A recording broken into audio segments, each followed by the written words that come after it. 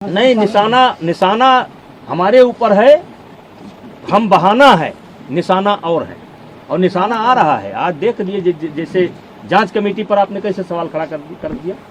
आपके कहने पर एक ऐसे व्यक्ति को कमेटी में शामिल किया गया जिसको नियमतः नहीं शामिल किया जा सकता था, क्योंकि उसी ने धरने की परमिशन ली थी, और उसके बावजूद भी उसको कमेटी में शामिल किया गया।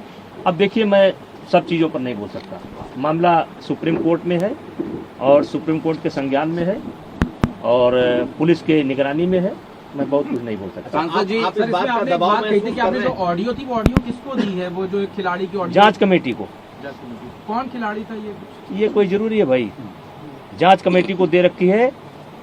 वो लड़कियों से बात करता है कि भाई देखो, कोई लड़की बात कर लो, कोई लड़की किसी भी तरीके से कोई लड़की ले आओ, और ले आए। क्योंकि जो आईओ के सामने जो बच्चे पेश हुए हैं या जो बच्चे ओवरसाइट कमेटी के सामने पेश हुए हैं, उसमें वो बच्चा नहीं था। यद्यप मुझे उस बच्चे का नाम पता भी नहीं मालूम है, लेकिन वो बच्चा नहीं था। सांसद जी, जैसे कि 16 से 18 जब खेल हुआ, तो क्या इस खेल को जो पहली बार रोका गया था और दोबारा हो गया, इसके बाद ये टाइमिंग क्या कैसे देखा जाए कि ये धरना शुरू हो गया? अब देखिए, बहुत अच्छा सवाल आपने किया। ये कहते हैं कि मुझे कुश्ती को बचाना है, इसलिए हम इस धरने पर बैठे हैं। हमारे देश को एशिया चैंपियनशिप जूनियर अलॉट थी, आपने पत्र लिख करके उसको कैंसिल करवा दिया। ये इन्होंने कुश्ती को बचाया। दूसरा, ओपन नेशनल टूर्नामेंट हो रहा था, उसको इन्होंने रद्द करवाया। एक काम ये उन्होंने कुश्ती को करके बचाया। महिलाओं का कैंप चल रहा था, बच्चियां आ चुकी थी, उनको कैंप छोड़ करके भागना पड़ा और वो आज तक कैंप नहीं लग पाया। ये इन्होंने कुश्ती को बचाया। और जब ओवरसाइट कमेटी बनी थी तो उसमें 3 सप्ताह का समय दिया गया था। 3 सप्ताह के बजाय मैंने 3 महीने तक वेट किया, और जब ओवरसाइट कमेटी समाप्त हो गई, उसने अपना कार्यकाल समाप्त किया, क्योंकि हमारी फेडरेशन को भंग नहीं किया गया था। हमारी फेडरेशन को भंग नहीं किया गया था। जब ओवरसाइट कमेटी ने अपने आप को ये हो गया कि अब ओवरसाइट कमेटी नहीं है, तो चूंकि देश में जैसे इस समय एशिया चैंपियनशिप होना है, फिर वर्ल्ड चैंपियनशिप होना है, हमारे यहाँ खेल रुका हुआ है, कोई नेशनल नहीं हो रहा है, कोई ओपन नेशनल नहीं हो रहा है। तो जब नेशनल नहीं होगा, अब जैसे कैडेट है, अगर कैडेट का नेशनल नहीं होगा, अंडर 15 का नेशनल नहीं होगा, तो एशिया जाने के लिए टीम कैसे बनेगी?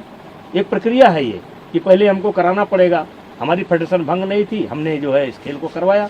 अब ये खेल को करवाया तो हमने भाई हरियाणा के खिलाड़ी लड़े, बहुत बड़ी संख्या में लड़े, बच्चे मेडल लेकर के गए। मैंने कोई मेडल सेरेमनी नहीं की, मैंने कोई मेडल सेरेमनी नहीं की। मैं कभी अखाड़े पर नहीं गया, मैं जो है बैठ करके अपनी कुश्ती को देखता रहा। कुश्ती देखने का अधिकार मुझको भी है। हरियाणा की कई बच्चियां मेरे पास आईं कि सर मुझे फ़ोटो लेना है। हमने कहा बेटा आज फ़ोटो खिंचाओगे और कल इसी फ़ोटो पर मुकदमा लिखाओगे। उन्होंने कहा नहीं सर, मुझे तो लेना ही लेना है। फिर उनकी माँ निकल करके आ गई, सर मुझे लेना ही लेना है। फ़ोटो ले गए, और उसके बावजूद भी मैं मेडल सेरेमनी नहीं किया।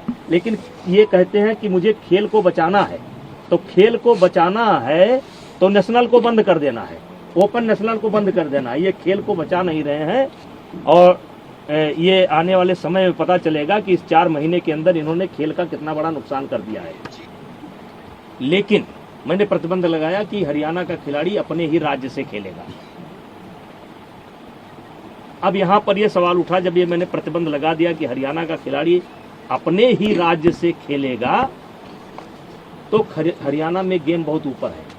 हरियाणा में 10वें नंबर का जो बच्चा होगा, 12वें नंबर का बच्चा होगा, वो भी कई राज्य ऐसे हैं उनसे अच्छा है। तो अगर हरियाणा को टोटल हम ब्रेक कर देंगे कि एक खिलाड़ी हिमाचल से ही खेलेगा, एक आसाम से खेलेगा, एक ही हरियाणा से खेलेगा, तो इससे हरियाणा का यानी कि खेल का बहुत बड़ा नुकसान होगा।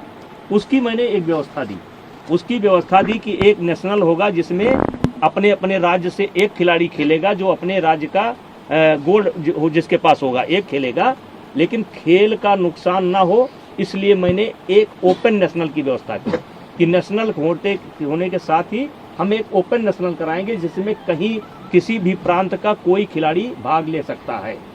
और उस पर मैं आपको जानकारी देना चाहता हूं कि अब तक जितने भी ओपन नेशनल हमने कराए हैं, उसमें 61% से लेकर के 63% मेडल केवल हरियाणा को गए। ये इसलिए किया गया कि जिससे खेल का नुकसान ना हो। अगर हम एक ही खिलाड़ी खिलाएंगे और हरियाणा का खिलाड़ी, अब हरियाणा का खिलाड़ी भी जब अन्य राज्यों से खेलता था तो पैसा देकर के खेलता था, चोरी से खेलता था, गलत सर्टिफिकेट बना करके खेलता था, रहता था हरियाणा का, कहता था मैं झारखंड का हूँ, मैं उत्तराखंड का हूँ। वो सब व्यवस्था मैंने समाप्त किया और खेल का नुकसान ना हो इसलिए मैंने एक ओपन नेशनल जिसमें कोई भी लड़ सकता है उसकी व्यवस्था दी, जिससे हमारा खेल कायम है। अब सवाल ये उठता है कि एक पहले हमारे देश में ओलंपिक के लिए यदा कदा कोई जो है मतलब क्या कहते हैं कोटा लेकर के आता था।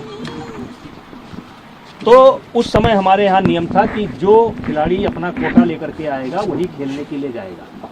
आपको याद होगा कि नरसिंह यादव वर्ल्ड चैंपियनशिप में के माध्यम से ओलंपिक में क्वालिफाई किए थे और सुशील कुमार जो डबल 2 मेडल जिनको लगातार थे उन्होंने मांग की थी कि इनका ट्रायल कराया जाए। लेकिन उस समय हमारा जो नियम था कि जो क्वालिफाई करके आया है वही जाएगा। तो इसलिए नाते एक बहुत बड़ा विवाद हुआ और अंतोगत्वा सुशील कुमार और नरसिंह यादव का ट्रायल नहीं हो पाया। इस बार के ओलंपिक में मैंने महसूस किया कि इस व्यवस्था में परिवर्तन की ज़रूरत है, क्योंकि कई देश में ये व्यवस्था चल रही है।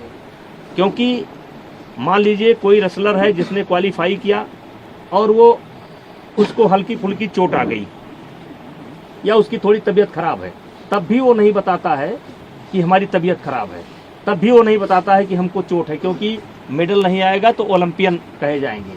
और कई देशों का अध्ययन करने के बाद और इन खिलाड़ियों से भी बात करने के बाद और कोचों से बात करने के बाद एक कमेटी बनाई गई और उस कमेटी ने ये फैसला किया कि अब ओलंपिक में कोई भी अगर क्वालिफाई करके आता है तो हम सीधे उसको, क्योंकि वो कोटा खिलाड़ी का नहीं होता है, कोटा देश का होता है, वो कोटा देश के नाम होता है कि भारत का कोटा है।